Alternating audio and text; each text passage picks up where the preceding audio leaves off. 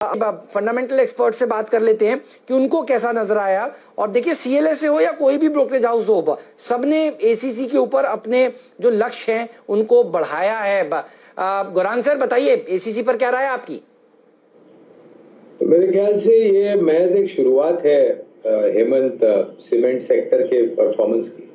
खाली एक ही है, बारिश के मौसम में जो आवाजाही होती है सीमेंट के बैग्स की, वो थोड़ी सीमित दायरे में होती है क्योंकि निर्माण कार्य थोड़ा धीरे धीरे आगे बढ़ता है।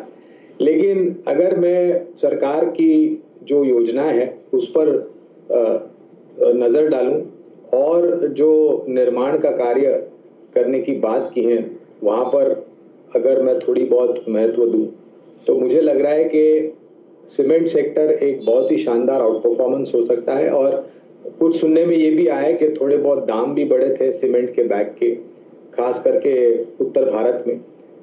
एसीसी, अल्ट्राटेक, अंबुजा, ये 3 दिग्गज कंपनियों में से पसंद है हमारी, जहां पर लंबी अवधि के लिए खरीदारी की राय दे रहे हैं। और मझौली सीमेंट कंपनियों में Shree cement, Dalmia Bharat cement, Ramco cement और जेके लक्ष्मी सीमेंट, ये 4 विकल्प मझौली कंपनियों में से सीमेंट में। और ये 7 कंपनियों का जो मैंने जिक्र किया है अहमद, इनके जो क्षमता है उत्पादन की वो चौतरफा भारत देश में फैली हुई है।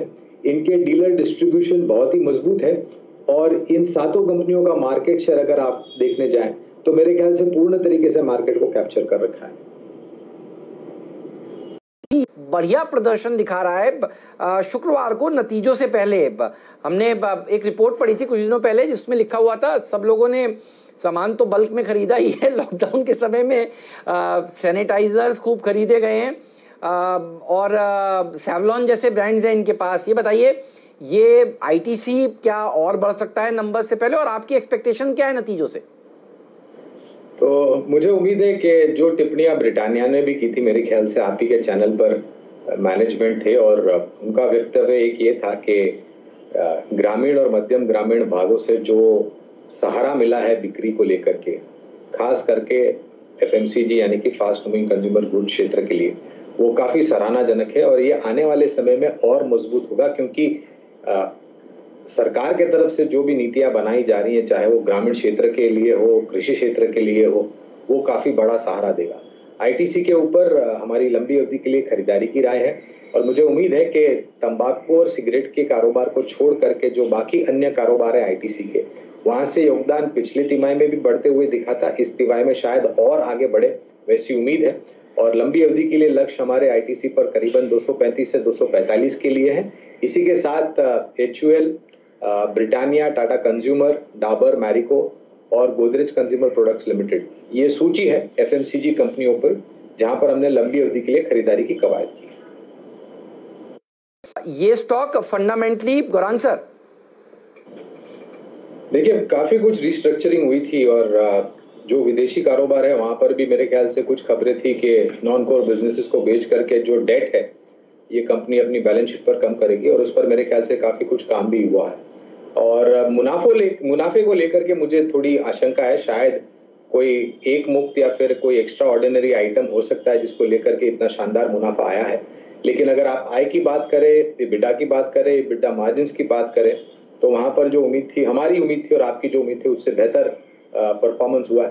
तो शायद इंतजार करना पड़ेगा कोई वन ऑफ आइटम है कि नहीं शुद्ध मुनाफे में। अगर नहीं है तो ये बहुत ही सराहना लायक बात होगी। धातु क्षेत्र में JSPL, JSW steel, Vedanta, Hindalco और टाटा स्टील, ये खरीदारी की सूची है हमारी। ओके, इस बीच निफ्टी बैंक लेके आई है, याद रखिएगा प्रदर्शन दिखा सकता है क्योंकि एक अच्छे लिस्टिंग की एक्सपेक्टेशन की जा रही है। और आप क्या मान रहे हैं, कहां लिस्ट होगा ये इशू? तो हेमंत, पहले तो डिस्क्लोजर देंगे हम कि आईपीओ नोट द्वारा लंबी अवधि के लिए निवेश की हमने कवायद की थी और हम उम्मीद रखते हैं, और एक अरसे बाद एक आईपीओ आया है, जो वातावरण था हमारे सामने उसके तहत एक आईपीओ का आना और उसका इतना अच्छा सब्सक्रिप्शन होना, तो उम्मीद तो यही रखेंगे कि लिस्टिंग अच्छी हो। लेकिन हम छोटी या मध्यम अवधि में लिस्टिंग गेन्स को ध्यान में रखते हुए कोई टिप्पणी नहीं करते हैं। लंबी अवधि में मेरे ख्याल से जिस तरीके का कारोबार है, खास करके जो मूल्यांकन पर ये आईपीओ आया है, वो काफी आकर्षित है, जिससे मेरे ख्याल से लंबी अवधि के निवेशकों के लिए बहुत कुछ टेबल पर छोड़ दिया है कंपनी ने और फाइनेंशियल एडवाइजर्स ने। उम्मीद करते हैं कि कल लिस्टिंग अच्छी हो, जिसके कारण इस क्षेत्र के जो बाकी शेयर है उस पर भी रुझान बेहतर हो सकता है।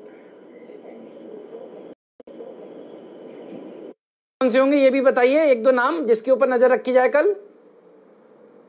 तो केमिकल, स्पेशलिटी केमिकल्स की अगर आप बात करें तो पीआई इंडस्ट्रीज है, विनती ऑर्गेनिक्स है, आरटी इंडस्ट्रीज है, यूपीएल है। ये कुछ नाम है, लंबी सूची है, लेकिन ये कुछ नाम है जहां पर हमें ज्यादा रुचि नजर आती है और श्रेणी के आधार पर ये कंपनियां ज्यादा अच्छी लगती है।